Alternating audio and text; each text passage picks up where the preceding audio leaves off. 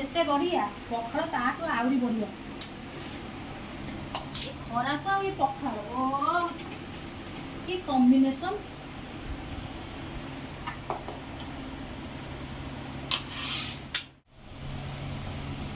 ଭାତରେ ଲୁଣ ପକେଇଦବା। ତାପରେ ଆଉ ଟିକେ ଆମର ବରା ପାଗ ହେଇଛି। ଏଇଟା ଆମର ବରା ପାଗ ହେଇଛି ଆଜି। ବରା ପାଗ ଟିକେ ପଖାଳରେ ବଢିଆ ଲାଗେ। ମତେ ଖାସ କରି ଟିକେ ଭଲ ଲାଗେ ଆଉ ବେଳାଙ୍କୁ ବି ଭଲ ଲାଗେ।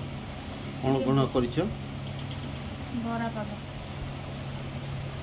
ये बरा पाग तापरे ये शाग भजा आलू भजा अच्छा आंब आंब आ किछ नहीं। हां खरा दिन एथर तो भात सही सरी जीवो आ कोन करबी। हां खरा दिन खाई देबा कथा पखाळ भात न होले गरम भात खाई होनी। हे पछरे जा हम देखा अछि मो मरिया थले मरिया पंचर थले पंचर आगे ओइका पंच देबो हमें पखाळ दिटा खाई किनी। किंतु पखाळ खाइले किछ नहीं कि जेमति वर्षा होछि सेमति पखाळर पखाळ खाइले टी संस्ट्रोक होबार चांसेस बहुत कम। कौन करिवा खरा दिन ना ठंडा जिनस जिते खाइबो सेटा पेट पई भल।